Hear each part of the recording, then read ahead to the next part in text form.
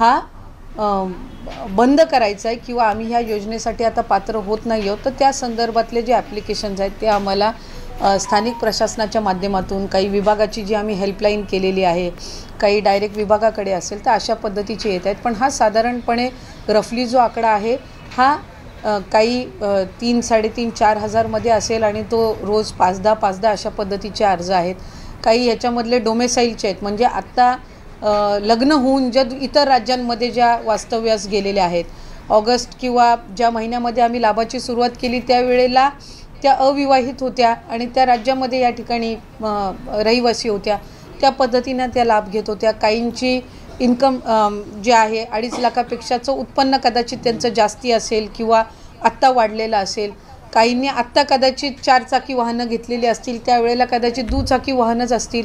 सरकारी नोकरी काहींना लागलेली आहे. तर अशा पद्धतीनं वेगवेगळ्या कारणांनी त्यांनी खाली वेगवेगळ्या जे काही विंडोज आहेत त्याच्यामध्ये त्यांनी ॲप्लिकेशन केलेले आहेत. पण त्याच्यातूनही किंवा इतर जी काही आम्ही क्रॉस व्हेरिफिकेशन करत आहोत, कुठल्याही लाडक्या बहिणीचा लाभ हा आत्तापर्यंत शासनाने किंवा विभागाने परत घेतलेला नाही आहे.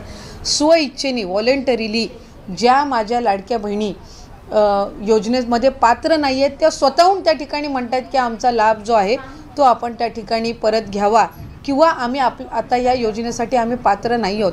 अशा पद्धतीचे जे ॲप्लिकेशन्स येत आहेत त्या संदर्भातली जी भूमिका आहे ती आम्ही वेळोवेळी स्पष्ट केलेली आहे. ज्या माझ्या लाडक्या बहिणींना लाभ गेलेला आहे आत्तापर्यंत, म्हणजे किती 4 हफ्ते असतील, 5 हफ्ते असतील, काहींना 6 हफ्ते गेले असतील, कारण जुलै ऑगस्टचा आम्ही एकत्रितपणाने दिलेला होता. त्याच्यानंतर सप्टेंबर ऑक्टोबर महिन्याचा 9 ऑक्टोबरला दिलेला होता. डिसेंबर महिन्याचा आम्ही 25 ते 30 डिसेंबर दिलं होतं.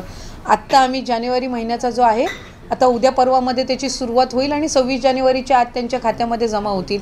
त्याच्यामुळे कुठंही आम्ही आत्तापर्यंत कुठलाही लाभ हा रिफंड किंवा परत कुठल्याही अकाउंटमधनं घेतलेला नाही आहे. याची आपल्या माध्यमातून मला निश्चितपणाने राज्यातील सर्व माता भगिनींना, लाडक्या बहिणीच्या लाभार्थ्यांना मला त्या ठिकाणी सांगायचं आहे. आणि या संदर्भामध्ये कुठलाही अशा पद्धतीचा निर्णय विभाग किंवा सरकारने घेतलेला नाही आहे. त्यामुळे जे काही या संदर्भातला संभ्रम तयार करण्यात येतो आहे त्यामध्ये अजिबातही माझ्या कुठल्याही लाडकी बहिणीच्या लाभार्थ्यांनी त्या संभ्रमाला बळी पडू नये.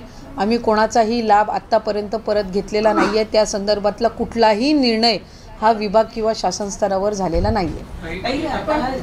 सांगते की आम्ही निर्णय घेतलेला नाही, परंतु प्रश्न असा आहे की येत्या काळामध्ये सुद्धा असा निर्णय म्हणजे स्वतःहून सरकार कोणाला पैसे परत मागणार